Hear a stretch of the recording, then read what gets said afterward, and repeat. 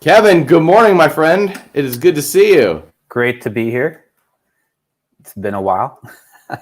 This beard that you are sporting right now is making me jealous. I have to ask, what product on Amazon did you buy to make that beard look so awesome? I just naturally have an awesome beard. I'm fortunate. So that nice like deep move right here that just grows in all naturally. You don't put any like miracle beard grow on it or anything? No. All right. And we're caught up. There's your how-to guide on how to have an amazing beard, ladies and gentlemen. I feel like we have a delay going on right now. We do. StreamYard will sometimes catch up after like a minute or so, which is weird. I don't know why it does that, but sometimes it does that. So, I mean, I could talk to you all day. How you been, my friend? Let's start there, and then I want to introduce kind of your why you're amazing to the rest of the group. I've been doing awesome. Life's going really well. Getting married in a month. Got a fast-growing business. Going to be moving to Austin in about 6 months. That's great news. That makes me very happy. Congratulations on everything. Yeah. And the business that is growing so fast is, would you describe that in 30 to 60 seconds? I have a local marketing agency. So we go into specific local industries and perfect the online ad campaign for that industry. And then we can replicate it in every city across the country and get an exclusive client in each city where we generate a lot of inbound customers for that local business. And is that like niche specific? Like you have one market that you really own and own in every market, or do you like take on a bunch of different industries? Yeah, we have been focusing on emergency home service industries, like pest control, water damage companies, appliance repair companies, HVAC companies. And so those companies come to you because you're doing internet marketing to get them leads. Is that right? Correct. And so are they paying you for shows, for leads, for on a month-to-month basis? Just help us understand the business. Yeah, what we've found, we've tested a bunch of pricing models. So charging them a monthly fee based on how much their ad spend is. So they have a couple different like levels. So as they want to grow, increase their ad spend, and our fee goes up accordingly. Got it. So on average, they pay us around $1,000. Okay, so $1,000 per client ish, and they're paying for local marketing to do, I'm guessing, like Facebook ads and Google ads and all that. Google ads or Facebook ads, depending on the industry. Okay. So then we set up like a whole brand specific for that industry. And we position ourselves as the specialist or expert in that industry to get them business using online marketing. Got it. Cool. And so you set yourself up as an expert in this industry. You know how to get leads specifically on Google, and you're managing that for local businesses.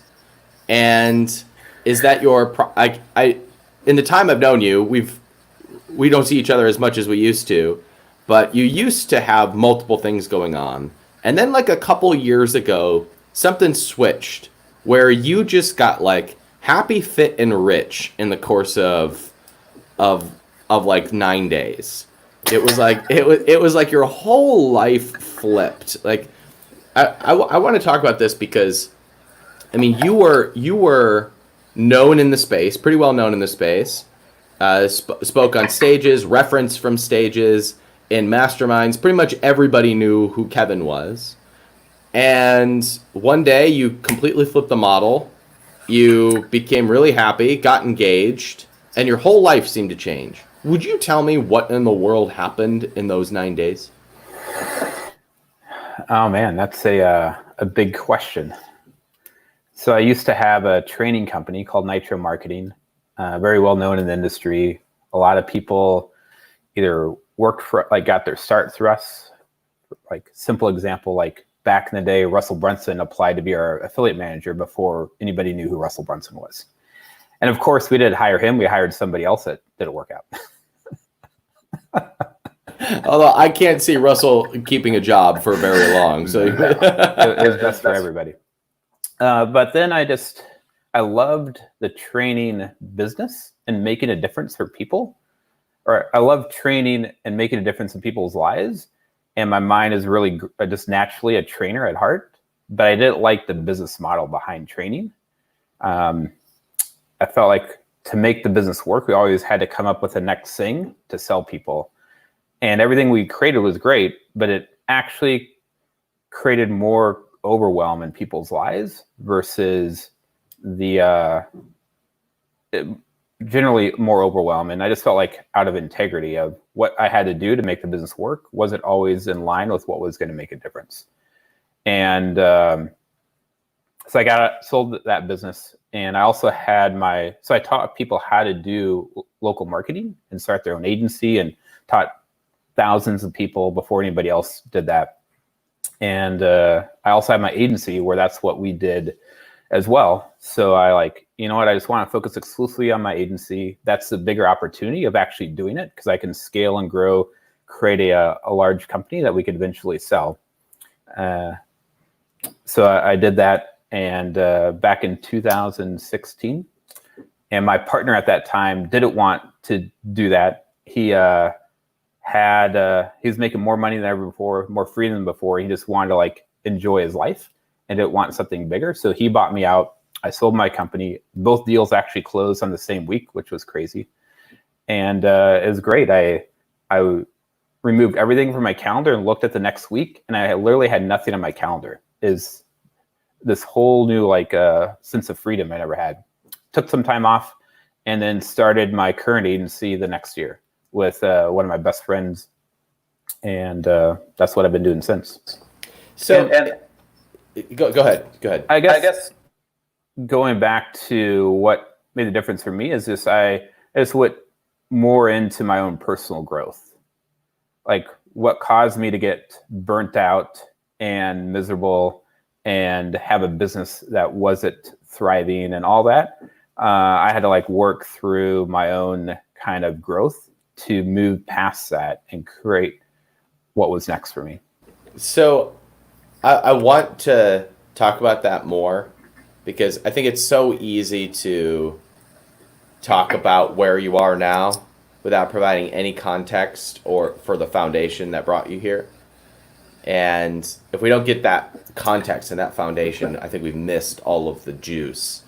And I know, it seems to me from the outside, I remember when we were in Jackson Hole together, me telling you, it just seems to me like you are as happy as you have ever been. And this was your reaction. Yep.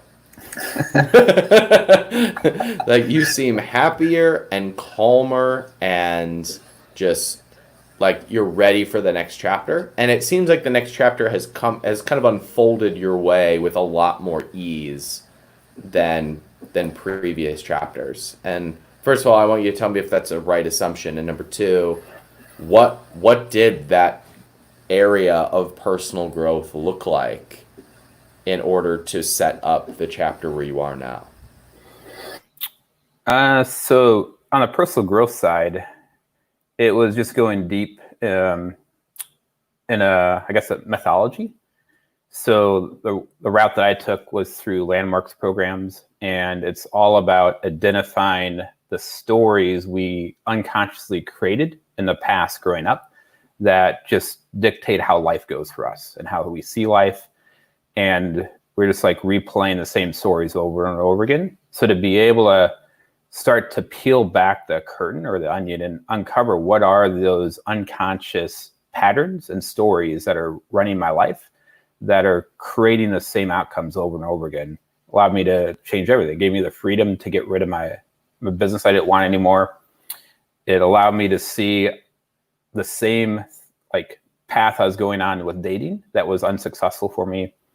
And that same year I sold both my companies. I met Graciela, which we're now getting married. Just absolutely amazing relationship. And then we've been on a path of growth together. So I guess that's a quick summary of it all. What I love about what you just said was that you said you just decided to go deep with a modality, because pretty much all self-work is discovering what stories got us here and what stories feel empowering for us to move forward. And I know I've been guilty of skimming the surface of a lot of different modalities, but they're all kind of the same. Like they're all trying to address the same cause, if you will, just looking at it from a different way. And the work is really identifying those stories and peeling back those stories. Would you give us an example of a story you didn't know was there that once you unpacked gave you a new perspective that was more powerful? Let me kind of think of a good example. So one that really drove my life is grew up on a farm in small town Iowa. So back in the 80s, farming was not a great profession to be in. And I saw my parents struggle financially, and then how that created conflict amongst them. And a positive of that, it gave me a huge drive to not experience that as an adult. And that's what propelled me to, as a kid, I thought the pathway out of that was to have my own business and be in control of my future. So I was always entrepreneurial. But the downside of like laying in bed at night upstairs, listening to my parents yelling and arguing downstairs and crying myself to sleep, I just created stories like I'm all alone. Nobody cares about me. My parents don't love me. So if my mom doesn't love me, that means like, how could women love me? And I just created this dynamic of I was just alone and isolated, and nobody actually could love me. And to unpack all that was very impactful. Like I'm just like in tears as I'm like uncovering the story. But then the freedom of the other side that offered me was life-changing. And what does it look like on the other side to unpack that? Do you then frame a different story? Yeah, so I was very disconnected from my family. And for like years and years, I would create, and my goals at the beginning of the year is like, I want to have a better connection and like loving relationship with my family. But all I saw was everything that drove me crazy about them. I'd go home once a year for Christmas, and they're like having the same conversations. They're telling the same stories I've heard before. They're comparing which gas station has the cheapest gas in town. And I'm just like, oh my God, this is like irrelevant. Like, this is not who I am. And I just check out and can't wait until I get to go home and like cross it off the list and go back. And it didn't matter. Nothing ever changed with that. Like year after year, I'd have the same goal and the same experience. And then the next time I went home after I did my first program and I unpacked that story and I created unconditional love with my family, like it actually instantly changed. The second day I was in this program, I called my mom and had like a profound conversation with my mom. I called my dad for the first time as an adult on the phone. Like I unknowingly blamed my dad for my parents' divorce. So he went from being my hero in life to now being this person I can't stand. Like even the way he ate his food would like annoy the crap out of me. And then I actually like had a real conversation and connection with my dad for the first time as an adult, told him I loved him. And then I called my sister, and during that conversation, I realized all those stories I had about my family like literally disappeared, because once you distinguish an unconscious story or belief you have, you can now be free from that and put in place what you want, which I put in place unconditional love. So from that moment forward, all I've like had for my family was unconditional love. And now I look forward to going home. I talk to him regularly on the phone, and I have now my dad has such a huge place in my life. Like no matter what happens, I can have total sense of peace of who my dad is for me. And I even had him come out and spend a week with me in New York. And that was amazing as well. There's something you said that I need you to illuminate a little bit more, which is as soon as you recognize the unconscious story, it disappears or evaporates or frees up. I don't remember the language that you use, but would you comment on that a little bit more? And when you go through like a methodology, it's like the one that they work through. There's other people. Tony Robbins has his own. One of my favorite books that I've given out the most, Untethered Soul, is a great entry point to this. But once you distinguish what actually happened, separate from what we make it mean. It's like as soon as something happens in our life, our brain instantly puts a meaning on what that is about us and life around us. So all that happened as a kid is my parents are having a conversation downstairs with at a loud tone, and that's all that actually happened. But then my brain as a little kid, 10-year-old kid or wherever I was, now create this whole world of what that actually meant. But the meaning, is it real and does it exist in reality? But for the rest of my life, that was how life was for me. So once you can actually peel apart what happened from the story, you get freedom from the story running your life. And now you can create something new because you have this blank slate that you just created for yourself, free from the story. The thing that you just said that was so true is the story doesn't exist in reality. Yeah. But we make it true over and over and over and over and over. I could be here a while. Over and over and over again. Because from that moment forward, our brain now just looks for evidence that the story we just created is real. So I love how I had this whole outline. We're gonna get there. We're gonna get there. So we'll get there. I promise. Give me 82 more seconds. I might actually. I love talking about stuff. Me too. I actually might flip the order today. I'm really enjoying this. I might finish up this part of this, then hit AJ and Wayne, and then come back to talking about hiring. Are you guys cool with that if we flip the order? I'm really enjoying going down this rabbit hole. And I also AJ's sitting here drinking in his car. So I would really like to hear what's on his mind, and then we'll go into the hiring stuff. All right, cool. So Kevin, you talking about how that kind of creates the filter for all the evidence that we see. I've been playing with this idea of, can we flip it? Can we just believe a story and look for evidence of the story and allow our brain to start creating that? Meaning, like could we pick what it is that we want to see and then find evidence for it? I'm curious your thought on it. A real life example right now.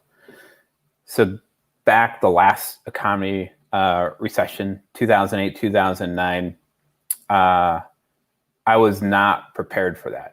It just came out of nowhere and really devastated my business back then. People just stopped buying. So now I every day, at the end of the day, I work the entire day as long as possible. I'm now sitting on my couch and I'm just left with the thoughts going in my head. And it'd just be this constant spiral of death and destruction that was going to happen in my life, where my business was going to fail. I was going to lose my house, and I was going to have to move back to Iowa and live in my mom's basement. And that was just the thought process over and over again. And fortunately, I made it out of that, and that's what set me on the path to focus on local marketing, helping local businesses and all that. So now, back in March of this year, very apparent that this was going to be a massive impact on business, probably even bigger impact than what I experienced back in 2008 and 9. So I'm I'm going to have this go different than how it went before. And what I learned is during times of the biggest change is where the biggest opportunity shows up. However, it's not going to show up doing what you've been doing before. You have to actively go out and look for where the opportunity is in the shifting landscape that's out there. So I told myself, I am choosing that this is going to be the biggest opportunity in my entrepreneurial life up until this point. And I've been in business since 96 when I was in college. So over 24 years now. I said, this is going to be the biggest opportunity in my entrepreneurial life. And I'm just going to be on the lookout for it. And then I created that reality with my team, with my business partner, with my team, with myself. And I just went on the search for it. And that's what showed up, is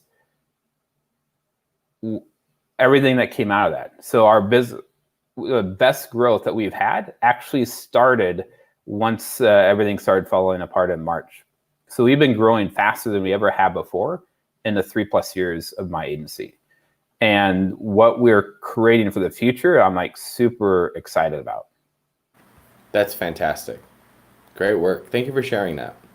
But if I didn't create, like going back to what you're asking, if I didn't create that, then something by default was just going to show up. And the default usually is not what we want in our life. It's usually a past story, and past stories are usually disempowering. Yeah. Beautiful. Thank you for sharing. All right, so here's what we're going to do. There's a few of you here in the waiting room. You obviously don't have questions about hiring because we haven't talked about it yet. So we'll just bring you on, rap about it, and then Kevin and I will do our previously planned shindig about hiring funnels. So AJ, give me a thumbs up if you're ready to come on here live. All right, cool. What's up, AJ? Good to see you. What's going on, Ryan? How are you? Doing great, man. Thanks for hanging out with us. Thank you for having us. What's on your mind? Not a whole lot. I wanted to agree with Kevin that landmark for me, I went in 2017. And I would say that was a turning point, not only for me as a business person, but even personally in my marriage. Understanding that the stories that we create are not true. Things happen, and then, like Kevin just said, we assign meaning to them. So a lot of the stories I was able to, it wasn't easy, but I was able to break some of the cycles that I created for myself. And even though, I'm not in the 7-figure club yet or millionaire yet, I've been able to make more money in business and have more opportunities for myself, even more than I even know what to do with. So that's why I kind of joined capitalism after following you for a while, is to try to not only scale up what I'm doing, but understand, if I can scale that to a place where I can put a team around it, maybe there's some other opportunities. And then I have so many clients that are asking me for help. I don't know how to work with them and what to do with them. So, that's kind of what I was, the question that I had, but this is great for me. So before I answer your question, can I play with you for a second? Sure. All right. So the thought that you said that was most interesting to me was, quote, even though I'm not in the millionaire club.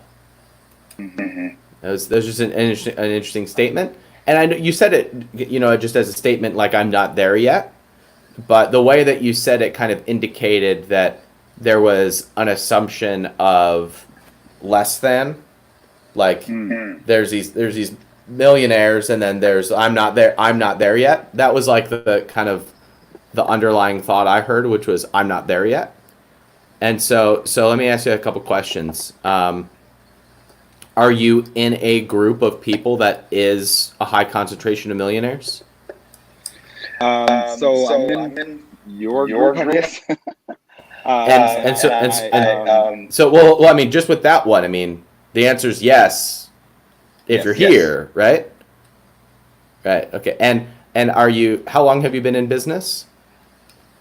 This is year 6. All right. Cool. And you're full time in your business? Yes. And that's what you always wanted, right? Was to be a full time entrepreneur.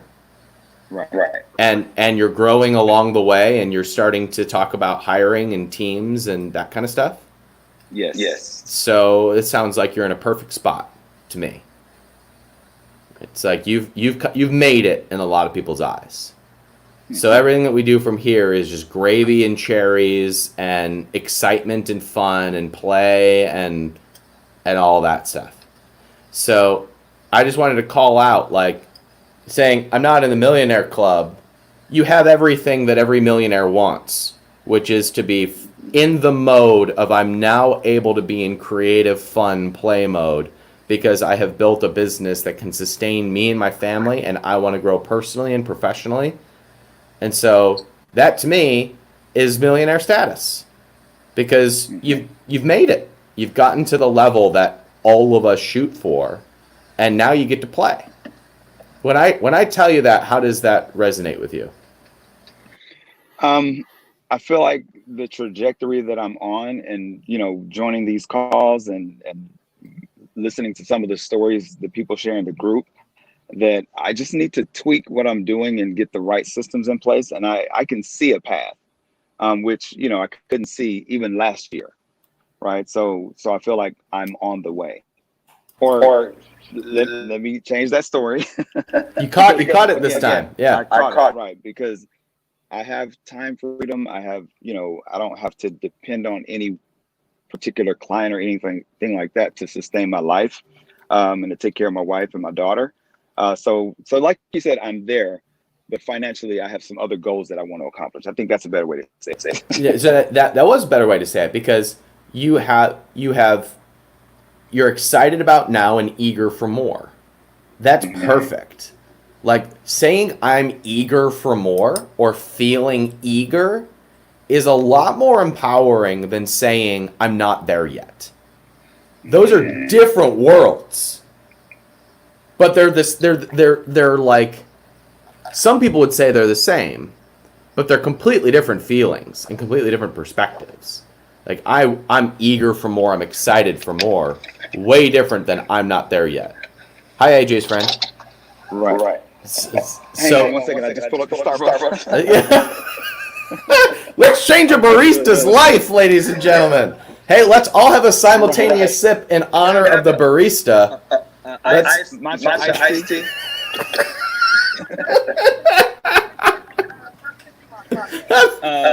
Let's sip to that. No soy milk with ice.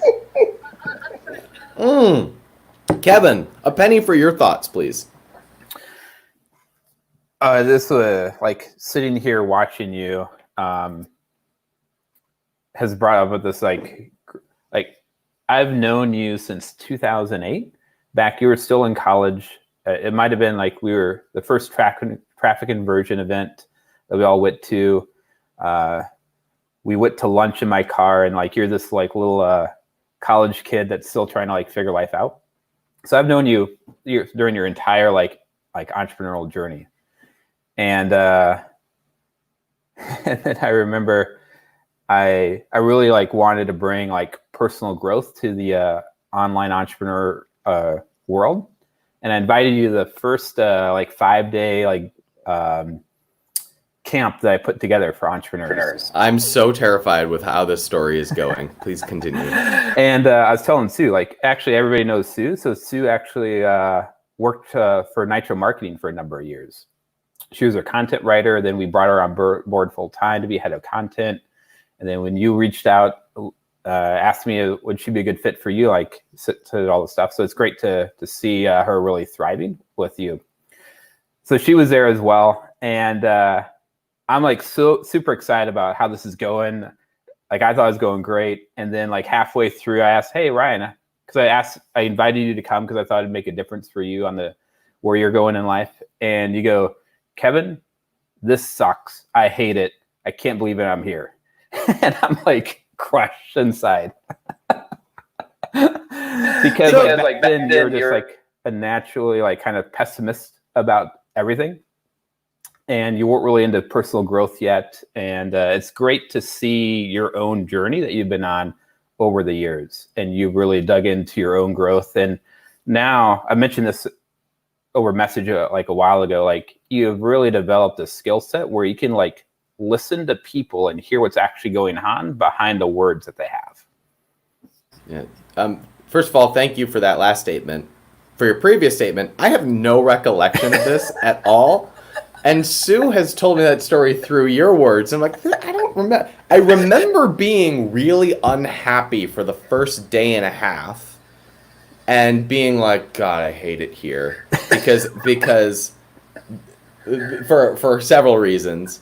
And then about a day and a half being like, you know what? I'm being an asshole, and I'm being really selfish, and I'm just gonna flip this and focus on everybody else. And then everything changed. Like my experience changed, the people around me changed. I remember coming up to you in tears, and we'd be like, I cannot thank you enough for inviting me, for keeping me here, for for putting up with me. That's the part I remember. I don't remember telling you I hate this and this sucks, but I don't doubt your story. Well, it goes back to what your core message now. Like when you focus on an audience and not yourself, everything changes in life. And that's what happened for you. Well, thank you for giving me that experience. It's probably the reason we're here. Right? Put me in the middle of the rabbit hole. And here we are. And as I am really honest with myself, Bram Sparrow will be very happy to hear me say this. The more I go down my own work, I really believe that the legacy of capitalism.com will be that it gave entrepreneurs a personal transformation more than it did a business transformation. Because that's what we're all here for anyway, right? Business is actually a personal transformation.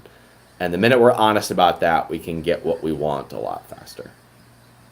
AJ, it sounded like you had a technical question or a tactical question about hiring in teams. So why don't you go ahead and ask that, and we'll see how we can help. So last Wednesday, actually Wednesday before last, so one of the businesses, the business that I think can get me to 7 figures is helping authors write and publish their books. And I've helped almost 60 people. And it's been myself and my project manager for the most part. And I brought on my first account rep last Wednesday. But again, I don't have any processes in place yet, and I understand that I need to have them in place. No, thank you. But I wanted to know your advice for putting systems in place so that I can hire multiple account reps for all the authors that are coming into our ecosystem. Kevin, do you want to tackle that? Sure. So what I have found works well for me in our business is the next time you're going through what needs to happen, go through with the mindset of like, let me actually see what I do, because you've done it enough that it's kind of unconscious to you, and you got to like unpack the unconscious work that you do. So you're like actually paying attention. Oh, I'm doing this, and then I'm doing this. What I do is I take some notes to document what I'm doing the next time I do it. And then the time I do it after that, I document it in a way that I can pass it off to somebody else. So I'll usually like use video, like a Loom or whatever you do to like screen capture recording to capture what's happening on your screen as you talk through it in a way that you can like have somebody else understand it. So between a bullet point list of like things to do and a screen capture recording to not only say what to do, but more, just as important, the thinking that's going on in your brain that goes into it. So that way they actually understand the why that behind it, so they can start owning it for themselves. And it's not just a process that they're trying to do, but it's something that they can start owning because they're understanding why you're doing what you're doing. Understood. But if you don't start creating that structure and that process, what's likely is it will become a big disaster as you hire people, because the people you're hiring generally are not ones that are going to be great at creating the structure themselves. They're great at following the structure that you have in place. And we can when you get in the training side of it, I can go into more detail in that as well. There's like all kinds of like little things that I thought would be valuable for the community that I can pass on. Make sense, AJ? Thank you. You bet. Absolutely. It's good to see you, dude. Thanks for hanging out with us. Thank you, man. All right. See you, bud. Hey, Paul, are you ready to come join us? And then we'll go into our regular scheduled programming. All right, Paul, let's do this. Hey, Paul, good to see you, dude. You are muted, my friend. There Hi, we go. What's up, Paul? uh, what's up? Can you hear me? Yes, it's good to see you. Yes, same here. It seems that I've become a regular. I watch all the time, and I've seen myself So, twice. Paul brings up a good point. So let's talk about something for a second. If you are in Austin, which is where I live, and you drive 3 hours that way, you will arrive at Joel Osteen's church. Now, I went to school to be a pastor. I'm no longer religious, but I like Joel Osteen. And Joel has a rule at his church that if you come 3 times, you're considered a member. There's no application process. You just, once you're there 3 times, you're a member. So Paul just gave me the idea that we're going to run with. If you appear on 2 Sunday Coffee Lives, you're now a regular. So that's going to be our church language moving forward. Thank you, Paul, for your contribution to the cult this morning. You are now officially the first regular on the in the 1%. What's up, and what can we do for you? Okay. As you know, no, maybe you don't, but I'll refresh your mind. I was on the program, and my interest is to serve the audience of men over 50 that are interested in a healthy lifestyle. It took me a while to, with your help, to narrow down this group. I even flirted with the idea of even narrowing it more down, but now I abandoned that, which was that also like yoga and traveling. And I remember we walked through that your market was too broad, and what you were really looking for was other people like yourself who are 50 and over and interested in being not just okay, but really optimizing the second half of their life and having a fun, enjoyable regeneration of their youth. I remember that was our conversation. Yes. So this week, while I created the page and found the title for the page, I ran into 2 problems, and those are the 2 questions I have. The first one is, okay, when I look at this group that I want to serve, there's many things that this group does. And there are many different subgroups, and in each of those subgroups, there's different pain points. And I cannot aspire to fulfill all the pain points because that's unrealistic. So for me, the relevant issue here is exercise, dieting, and supplements. They're related. In order to have a healthy life, you need to feed yourself properly, and that feeding properly is difficult because it's a dynamic thing. Sometimes you skip lunch, sometimes you eat fast food, sometimes I don't know, you go into some habit of eating ice cream in the evening. So Paul, I know exactly where you're going. Can I coach you on this for a second? Sure. Because what you're really asking me is, I'm serving complex, multifaceted human beings. How do I make a simple business that gives me the clarity of how I can move forward to serve this group? That's really that's really the context of the question that I think you're asking me. Yes. Right. And so what you have kind of done is come up with an equally complicated thought process about how to serve this complicated person. And so I want to encourage you to massively simplify this to the point that it makes it really easy for you to move forward. Now, stick with me for a second because I can see you're a little bit surprised.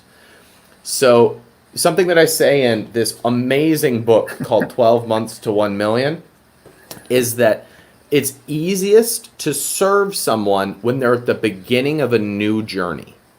So right at the beginning stage of the new journey is when you can get them and speak to them, and then you can lead them down a path of doing these 3 different areas of exercise, food, and supplements.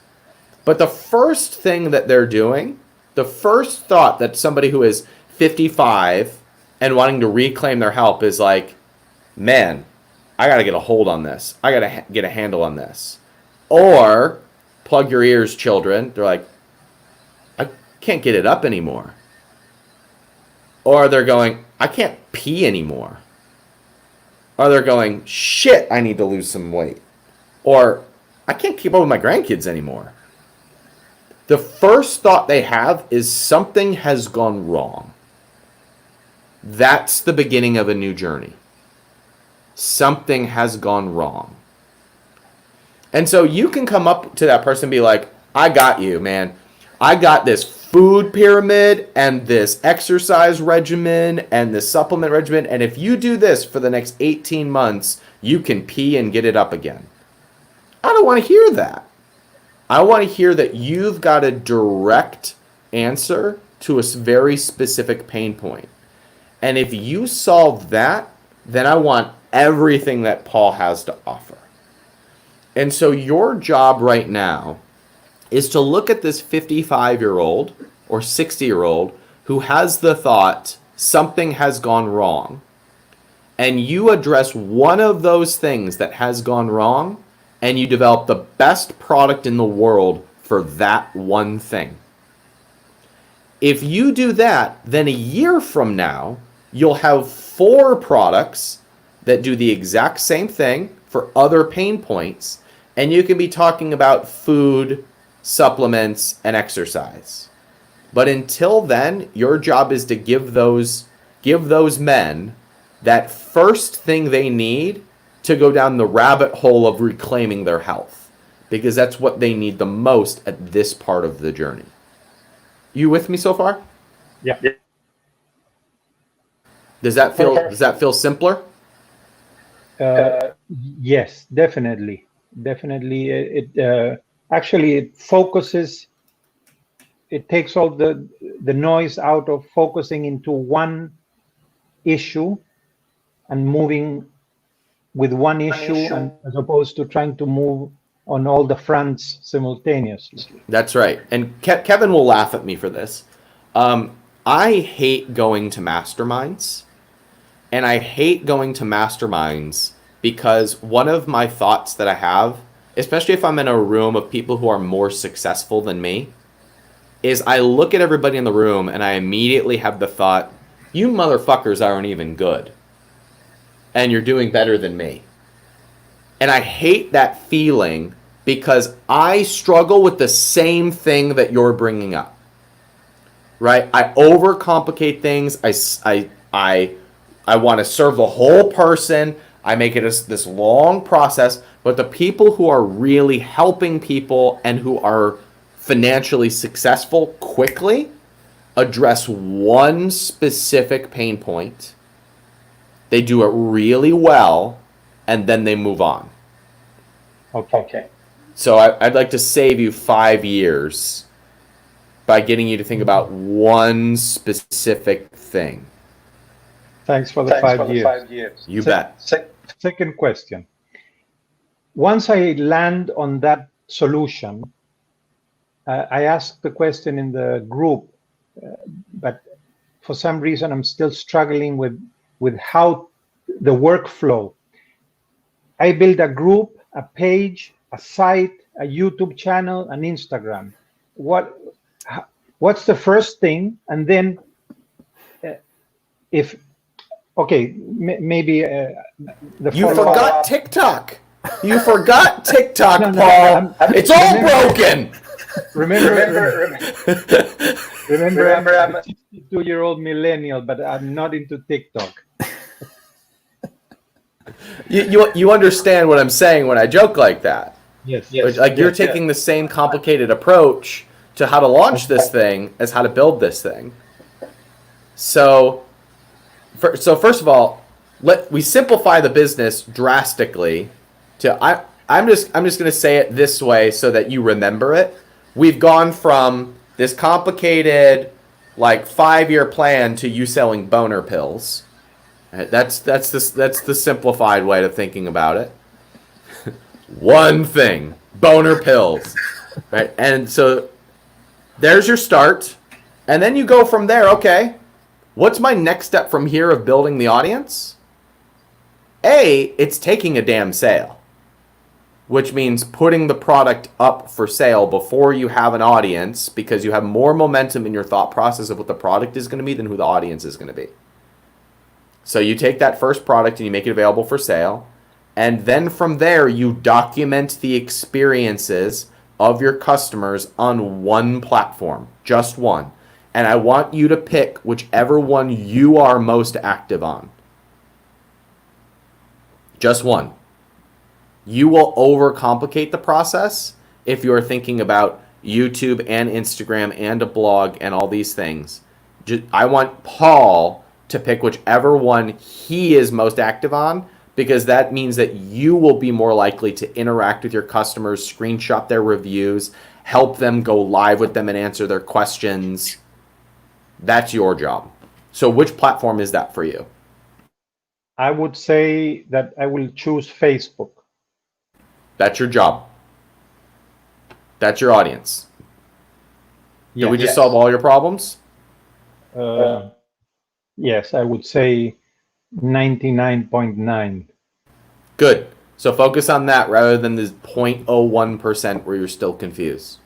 Yes. Because you will let the 0.01% stop you from being clear 99.99% of the way.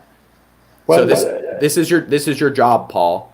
I want you to come back here on the next live or post in the Facebook group before next Sunday what your first product is. Okay. And Great. share the Facebook page that you're going to be documenting it on. Okay. And I'm telling you, that step puts you on pace to have $1 million business a year from now. Okay. You said page. I have a group. That's fine. That's fine. The group and the page work the same way when it comes to all I care about is that you're regularly getting in front of people who want what it is that you've got. That's all that matters to me. Okay. Good. Thanks. Because all you need is a few hundred people to be raving fans for you to have $1 million business. Okay. So that's all. Thanks. So I need you to come back here and post in the Facebook group a week from now what your first product is, and tell me the momentum that you've got behind that product. And you will be on pace for $1 million business a year from now. Okay. Got it? Thanks. Yep. Thank All right. you. Good to see you, Paul. Yep, same here. Nice See you, bud. meeting you. Hey, Kevin, do you know anything about hiring people? I've learned a little bit over the years. Awesome. 20 some odd years. Like one of the things I really admired about you when we first met was that you had a virtual team that still had like a culture and still worked well together and had defined roles.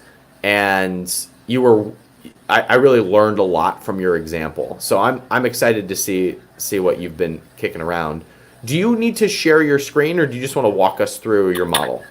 I'll just talk through it. All right, cool. I'd love to hear. So first, there's likely two groups of people listening right now. So group number one is all the people that never hired anybody yet, or you tried and it didn't work out.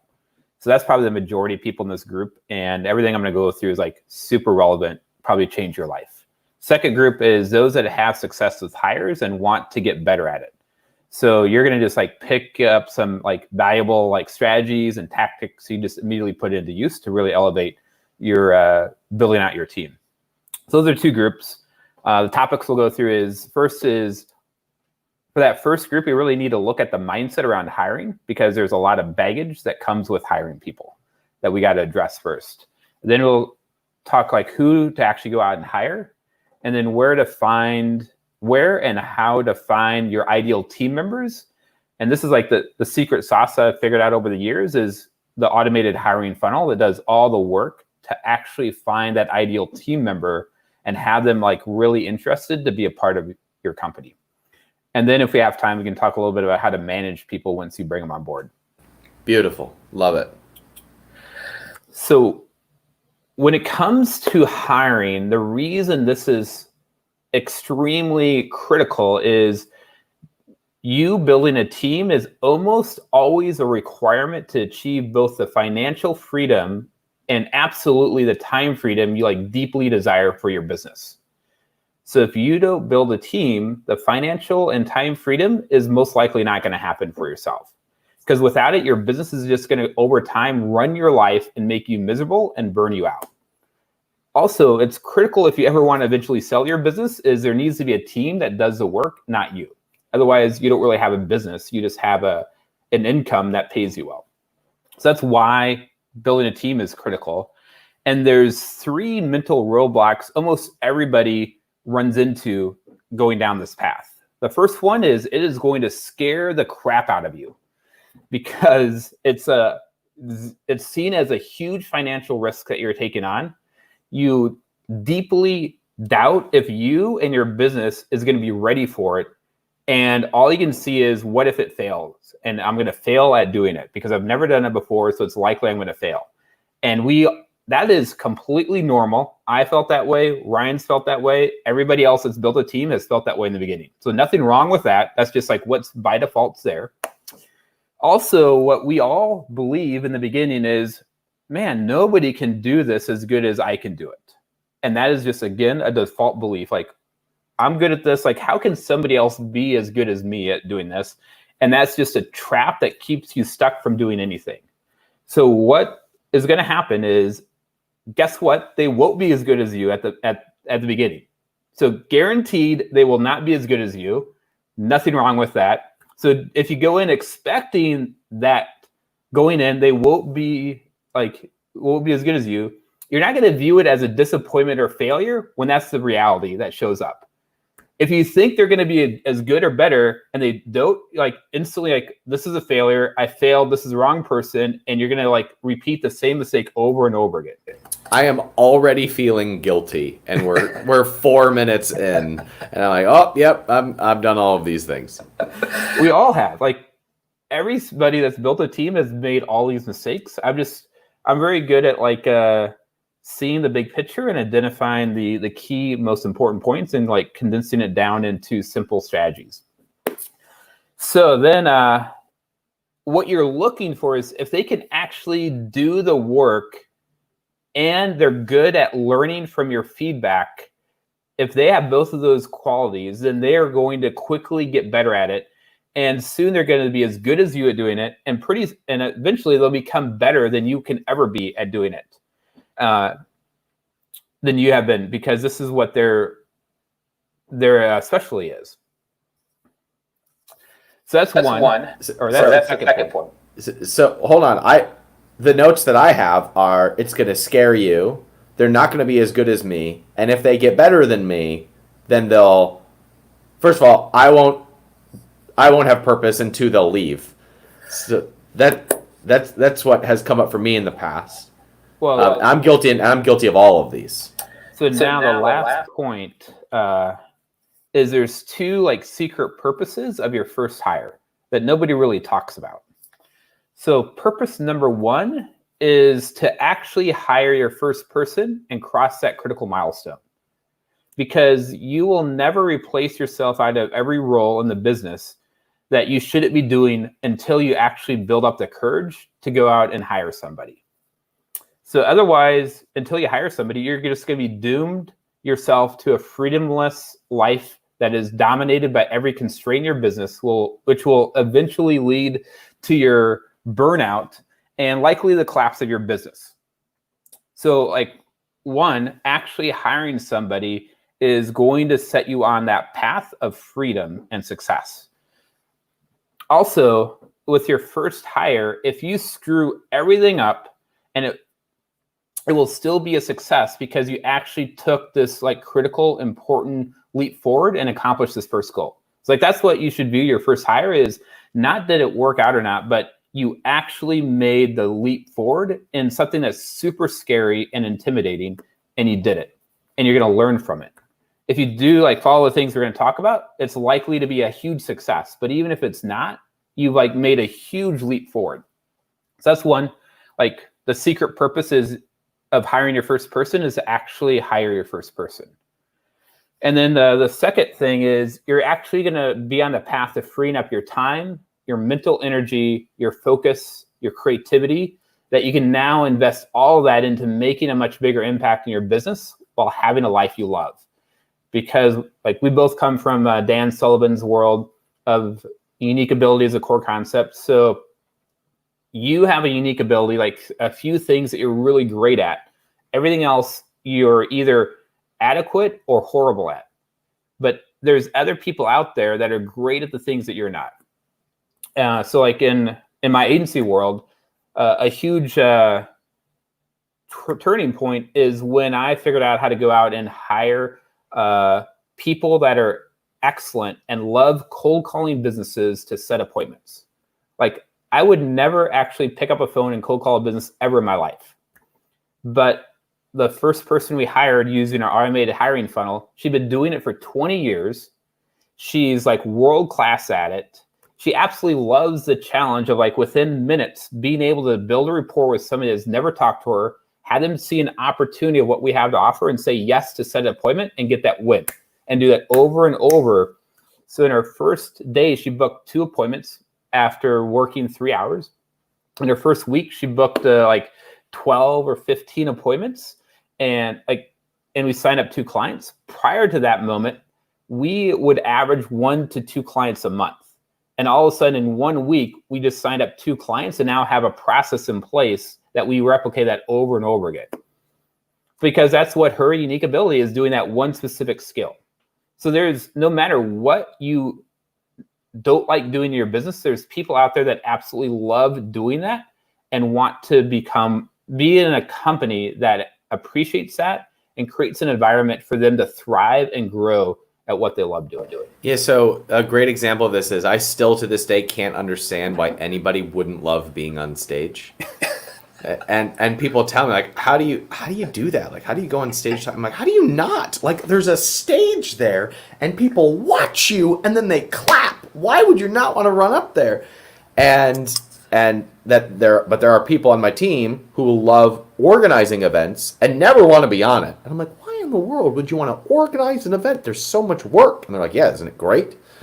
And so one of the reasons I like this term that I've been using a lot lately of collaborative capitalism is because the more I go into what Kevin is talking about, where you define your own unique ability and you bring it together with somebody else's unique ability, it's almost like the world has ethically conspired for us to collaborate with one another.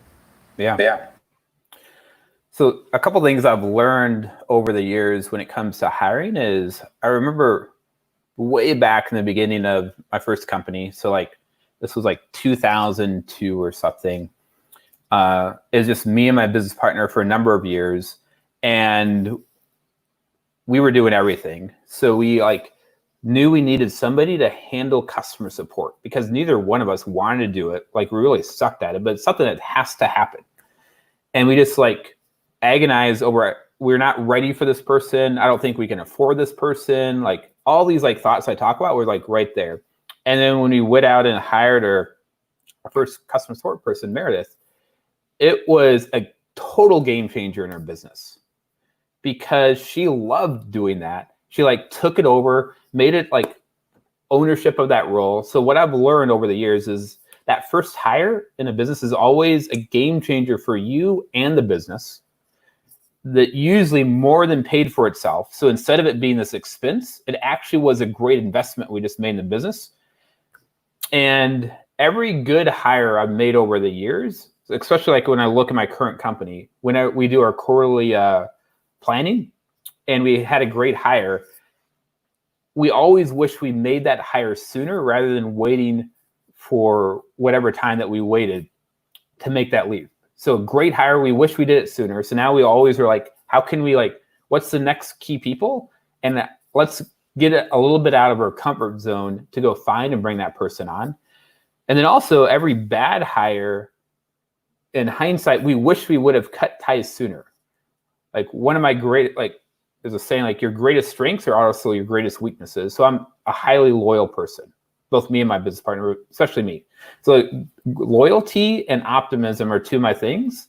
So like that's great as a leader to be very loyal and highly optimistic, seeing the best, but that it creates this huge blind spot of I'm loyal and seeing all the ways something could work out with somebody that's absolutely not the right fit.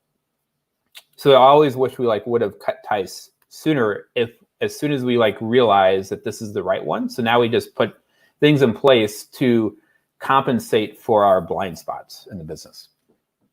So that's I'm guilty of it's like we're twins, Kevin. I think these are just common leader universal like realities. Yeah. But the more you can like be present to what's actually real. Like if this is just like what's going to be there by default, you can plan around it and plan for success by addressing these. So when it comes to who to hire, there's like two different routes you can use, and we use a combination of both. One is just finding that if it's like a skill or role that you can outsource. So like somebody to do graphics. Like we're not going to have somebody on our team that we're going to pay to do graphics, because if we need somebody, we're just going to go find somebody that's good at that, or copyright. So when we need a new landing page created to split test in our marketing system, well, we eventually have found this copywriter on Upwork that's what his expertise is, and he like does the copywriting. Costs us like $400 to build us a new landing page that we split test, or a content writer or paid media. So there's that category is like a highly specific skill or role that you might be easier in the beginning to just outsource, versus like a team member that you bring on board on your team. So for people's first hire is probably somebody that's going to do customer support and or like a virtual assistant that can like handle a lot of like daily task work that needs to get done. In that case, you would likely want to hire like a part-time team member that starts out part-time and can grow into a full-time role down the road. I've experienced we almost take this as a rule now that our best hires, every single person has like tested something first. Like we've done something where we've tried working with them first, and then we brought them on full time. And what I'm hearing you say is like sometimes those roles are like very defined tasks that they're doing, and then they work themselves into something that's a little bit more established. There's a lot of questions in the comments about should you hire full-time or part-time your first hire? Should you do a VA or somebody who's local? Like what should you do? And my advice is to just do something that is small and easy for you to do, and then that can grow into something else. Is that kind of what you're observing as well, Kevin? Well, if this is going to be your first hire, you're like kind of growing this business in early stage, is I would sit down and look at what's consuming the majority of your like a big chunk of your time, your attention, and your energy that you also really don't want to be doing. So it's also like a lot of your frustration and dread. Like, what is that role? It might be like customer support and just like dealing with that.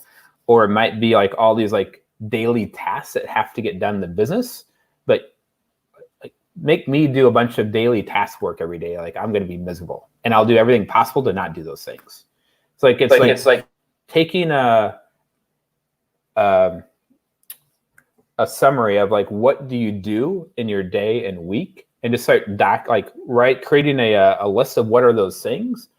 And then look at that and like figure out, well, what's the thing that would be the biggest impact for you personally? If you did have to do that, it would really free up both time and your like mental capacity to put to what you really want to be doing to grow the business. So I'm just going to publicly say this just because I feel the impulse to. My biggest thing right now that I want to be free up, because it would just open up a next level for me, is cold acquisition funnels. Somebody who is just a master at cold acquisition of leads and front-end sales. if all day they could come up with new hooks and angles and offers and upsells to be able to acquire more front end people at scale, that frees me up to do more of this kind of stuff, which is what I really like to do. So I just wanted to put that out, that I'm very aware of what that is. And this is a blind spot for me because I think no one can do it as well as me, which isn't that good anyway. Nobody will, there's nobody who will do this for my business. So this is a blind spot for me, and this is what I'm working through as well. Great. Well, then there's two places that I have learned, like where I get people from. So the first one, were in my previous company, like pretty much everybody who hired came from either my personal network of people I knew or my audience and customer base that I had. And I would create a role and like write a sales letter selling people on that role. Like, here's the opportunity to be a part of our company, what we're about, what this role has to offer you, what is expected of you. And it's like a sales letter that I just like email out to our email list. And then we get all these like applications coming in that like fill out like an in-depth questionnaire and all this stuff. So that's one. In my first company, that's where everybody came from. So like what you're looking for, that's might be like where you'd probably like start with, is because I've learned if you have as your audience grows, you have people on there from all walks of life with all kinds of expertise, regardless of what you sell. These are still people that have jobs in life and skills and expertise. But now in my current business, well, we're an agency, so I don't have this big audience of like people. So I learned how to become good at using job boards to find people. So if it's a US-based role, Indeed, we found to be the best place to find people, Indeed.com. And if you want like an overseas virtual assistant, then we just use onlinejobs.ph to find people that we want in an overseas role. And for this, when you're using these like job boards, they have no idea who you are or a company. So there's like no established relationship. The great thing with your audience is they're already bought into what you're about as a company and what you're about as like a leader. And they bought in and like love that.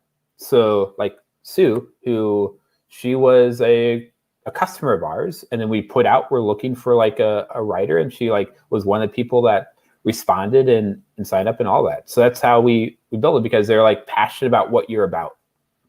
But when you're using job boards, that doesn't exist. So you have to kind of create it. That's where this automated hiring funnel is like the secret sauce that makes it all happen for you. Makes sense. So so did you say that Indeed was the best place that you're finding US-based people? Yes. Huh, that surprises me. Why is that? I've just never used it. But at the same time, I'm sitting here going, well, where would we go? And it's always been like outreach or network. I guess I've always had a blind spot that using public places was a bad idea. Because like ZipRecruiter is just crap. Yeah, and we had very little success Yeah. with ZipRecruiter. Indeed is like night and day difference. That's so interesting. I'm so glad you told me. And there's like if you're looking for like a customer support person or maybe some other roles, what like a good person is likely somebody that's like a stay-at-home mom that wants a part-time role that she can work from home and have flexibility in her schedule. Well, I mean, it's kind of different now, but where she could take her kids to school and pick them up at the end of the day. And there's starting to become more specialized job boards for stay-at-home moms. When we tried it out in the past, like a year or two ago, they weren't as good, but I've seen more and more like starting to pop up and become more popular. So that might be like people that want to dig into the research and find, all right, here's the current stay-at-home job boards for moms, and we can see which ones are like good now. But by default, our go-to is always Indeed. And then we also we'll post the role on Upwork to see what we can get from Upwork as well. It can Go ahead. So why do you also use Upwork when you're using Indeed? Because those seem like polar opposites of each other. Upwork can be hit or miss because those are they're already like working from home. They're like independent contractors looking to get gigs for whatever their specialty is. So they may or may not be great team members if that's what you're looking for, because they might just want to.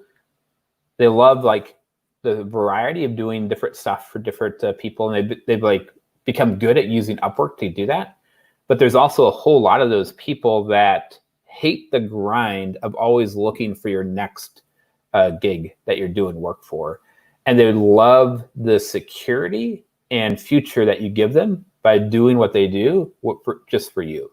And they're great starting out part-time and expand into something bigger. So it's like hit or miss if you can find that person that's actually looking for a home versus they love the variety of the independent contractor work. Yeah, that makes a ton of sense to me. I'm fascinated to hear about the hiring funnel. When I hear funnel, that to me means like there's steps along the way, which to me means you've got a process for taking this wide world, crazy, chaotic world, and bringing them closer to finding ideal people. If I'm right, would you share a little bit about that process? Yeah, absolutely.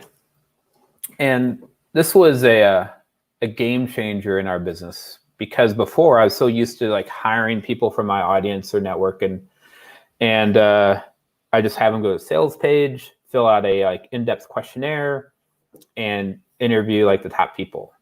But now like I don't have that. So like we were trying to find, in our cases, trying to find an appointment setter, because what makes success in our business is having appointments on the calendar with business owners that we can sell our service to.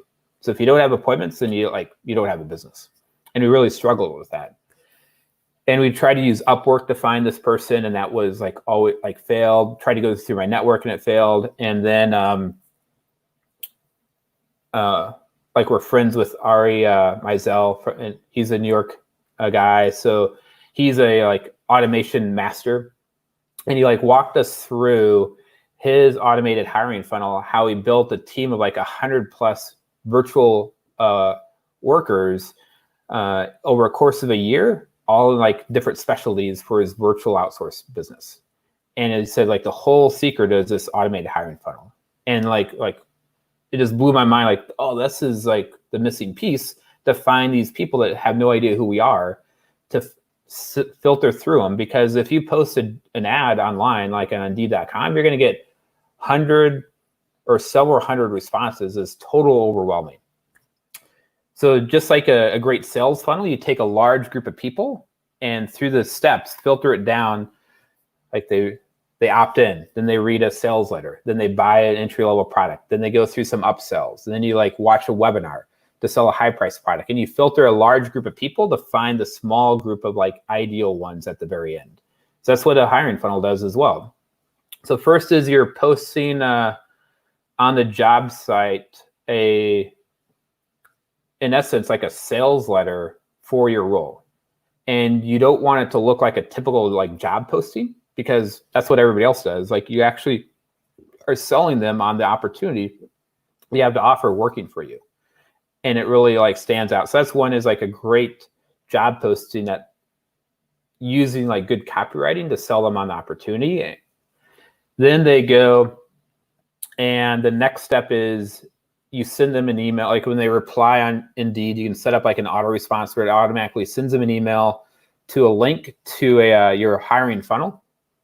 And step one in our case is we ask, how much experience do you have in this role? So for like a cold calling appointment setter, they need to have at least 3 or more years of experience. If same thing as like customer service, you want them to have experience, because it's way like if they are already like successfully doing a role, the learning curve to get them up and running is dramatically shorter than if they don't have that experience. So that's one, is like how much experience. So if they have enough, that's like step one. If they meet that criteria, then the next step that they move on to, they get an email to the next stage, and it's like a series of a series of multiple choice questions to identify how well do they actually know that role. And then it's going to auto grade them based on their answers to those like handful of questions.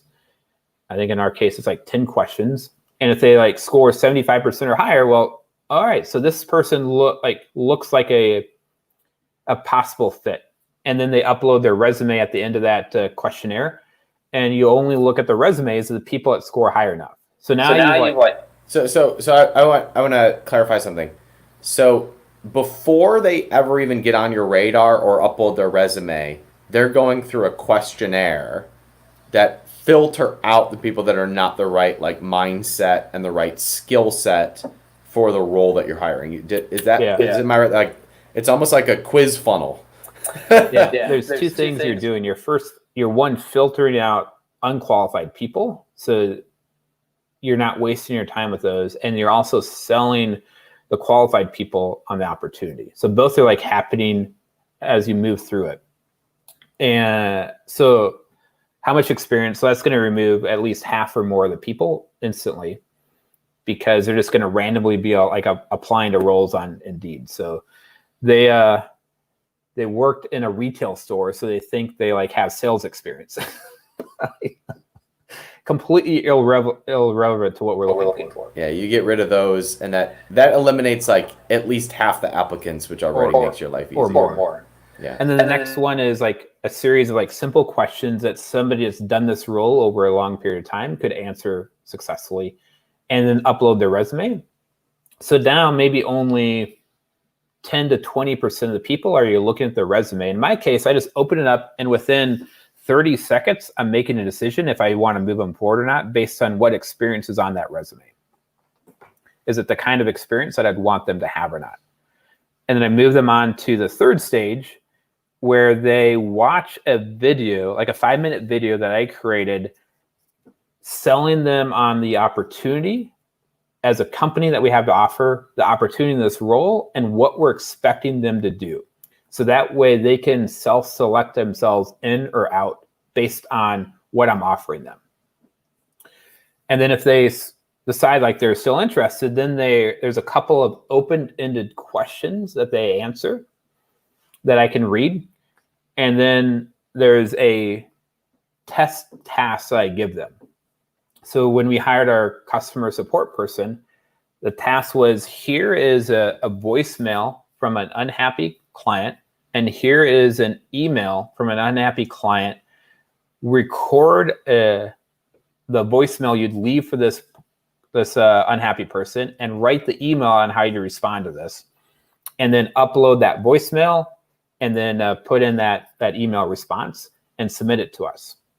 So one, you're hearing how they sound, how their voice sounds when they talk. Can they handle basic technology to record and upload an audio to the site? And what is their thought process on how they're actually responding to this person? And now you have this great data set based on the questions that they answered, and then this task that you give them. So like a virtual assistant, we had them, there's like a multi-step process that needs to happen in our business.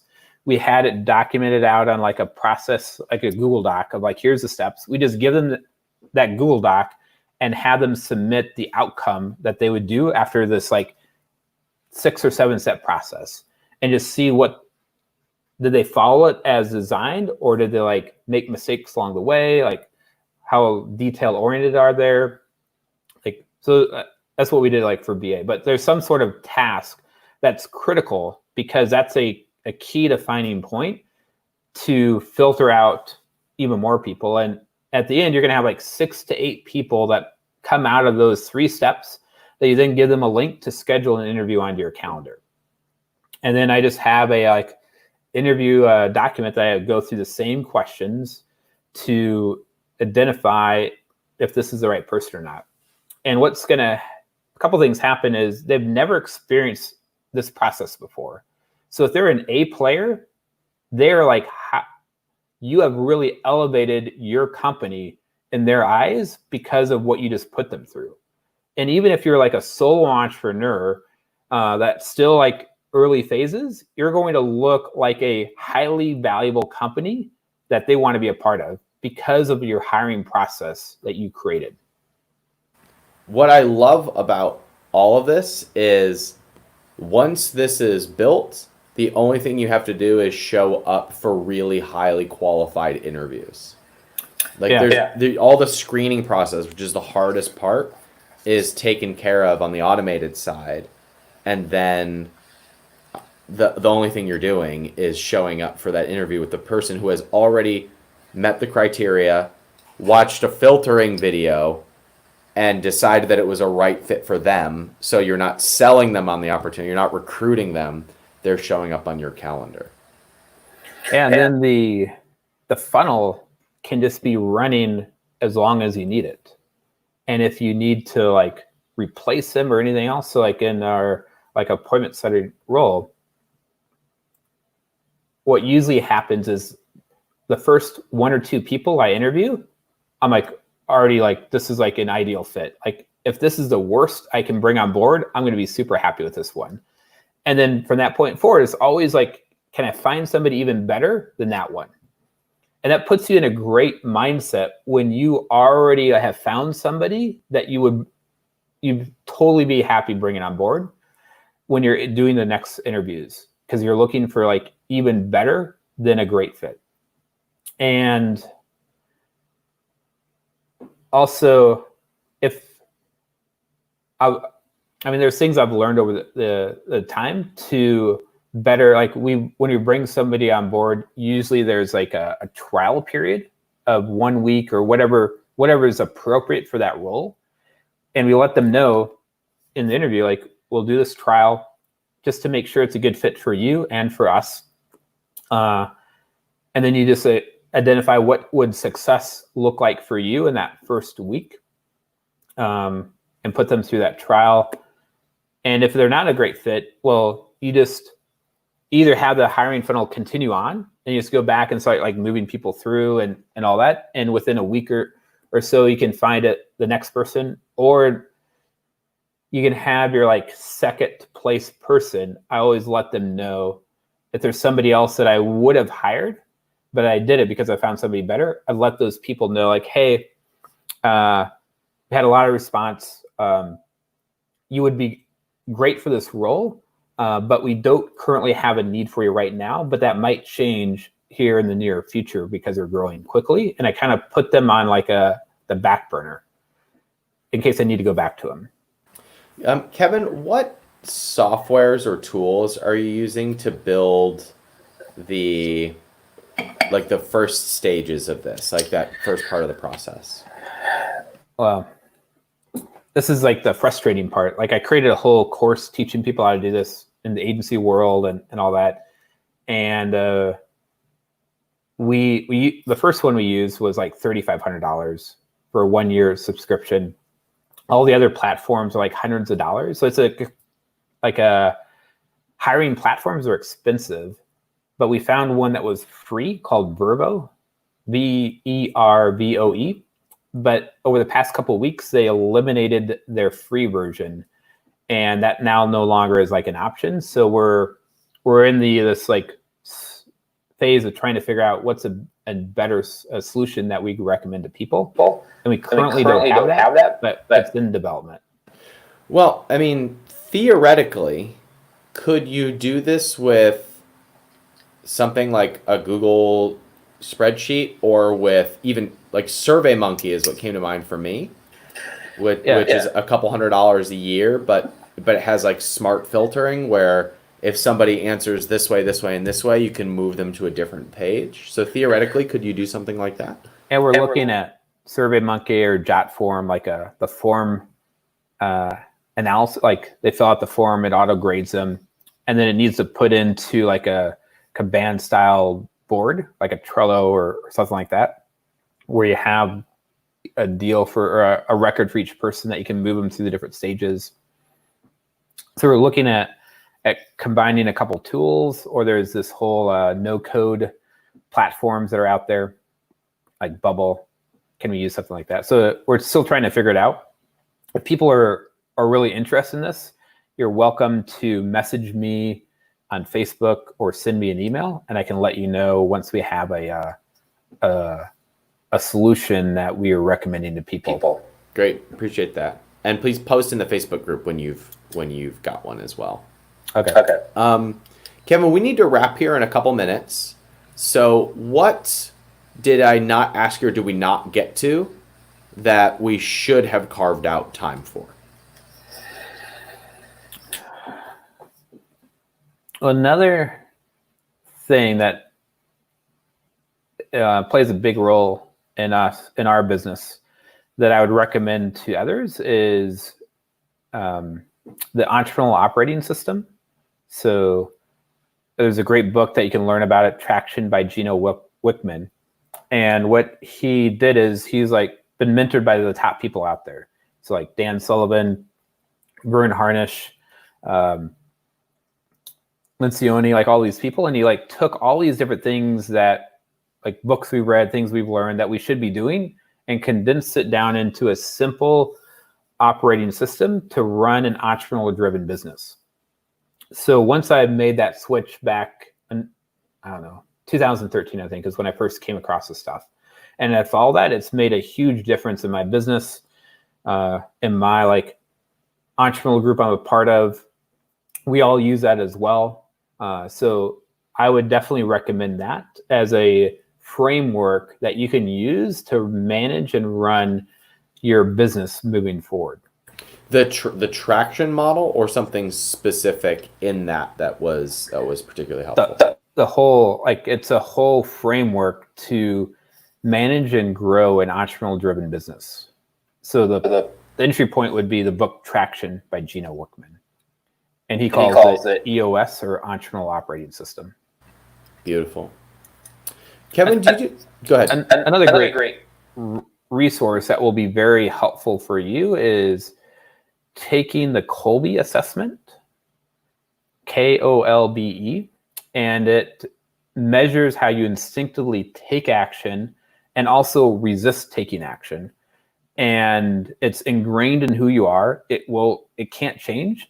And once you know what it is, you can really leverage your natural action-taking ways and work around the ways you can't do it. And it becomes really helpful when you start building a team, because if you find out what their Kolbe like profile is and what yours is, there's going to be synergies and conflicts between the two.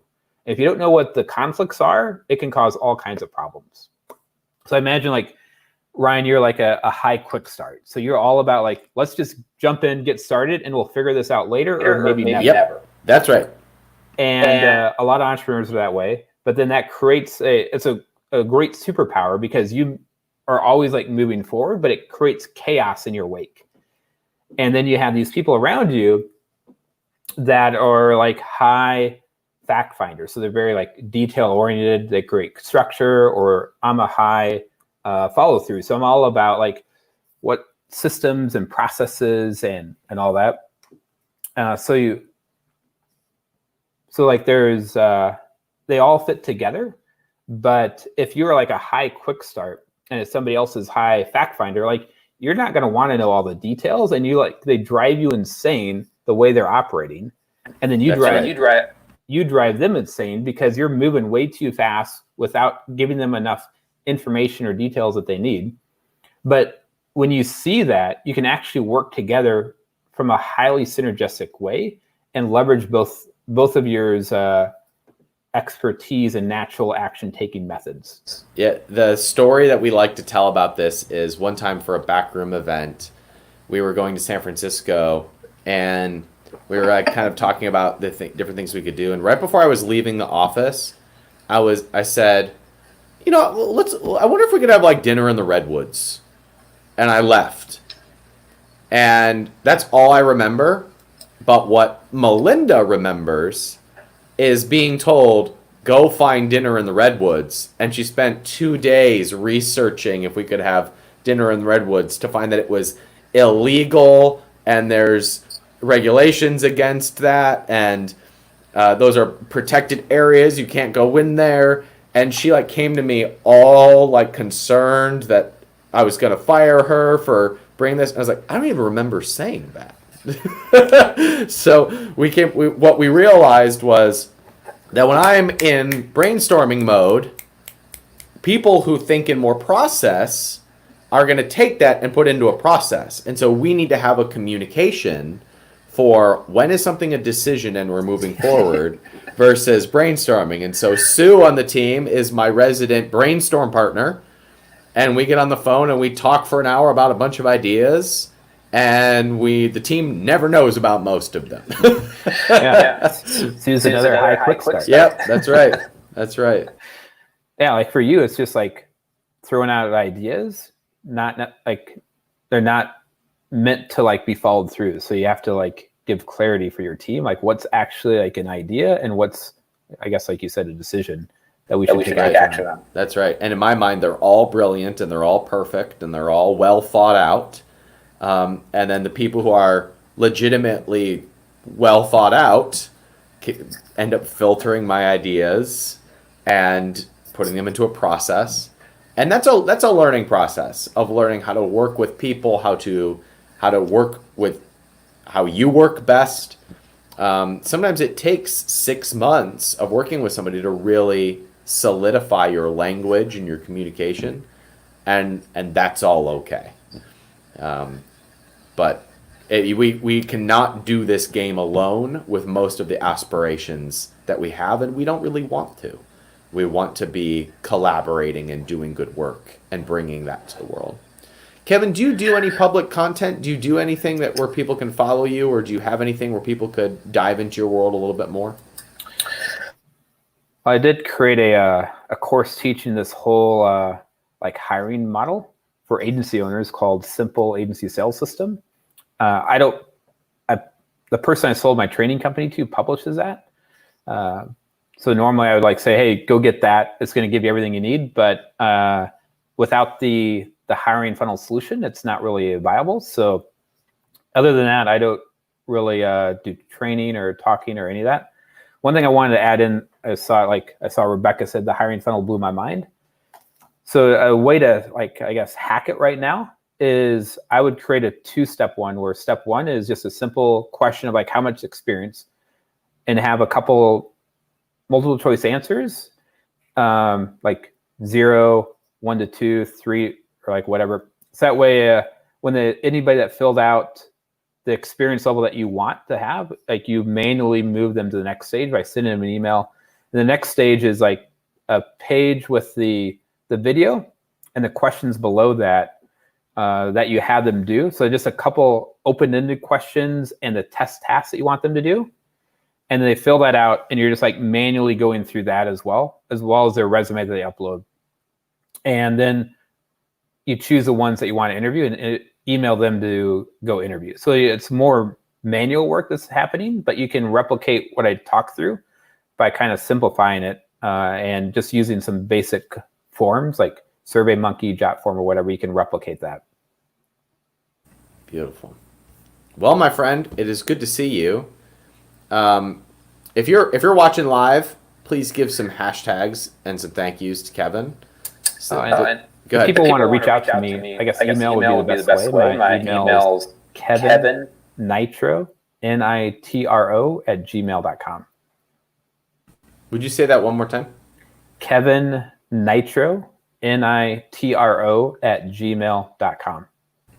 Beautiful. I know this is a huge sticking point for a lot of you. Like, how do you find good help? How do you know even what to ask for? And this clears up a lot of it. So show some love for Kevin. Kevin, you've had a huge impact on my life, my business, my mindset. As we kind of joked about, I probably wouldn't be talking about mindset nearly as much as I do had I not met you in 2008. So thank you for the impact you've had on me and for the impact you're having on entrepreneurs everywhere. I'd love to see your growth. You've caught up and then exceeded me in the Entrepreneurial. Thank you very much. I appreciate it. I love you, buddy. It's good to see you. Thanks for hanging out with us. All right, team. Thanks to Kevin for hanging out with us. Thank all of you for hanging out with us on your Sunday morning. Next week, we have a general Q&A call, so I'll just be taking questions and hanging out with you guys on Sunday morning. And this week, I'll have some announcements on some upgrades and changes coming to the 1%, so stay tuned for that. All right, guys. We'll see you next week. Take care.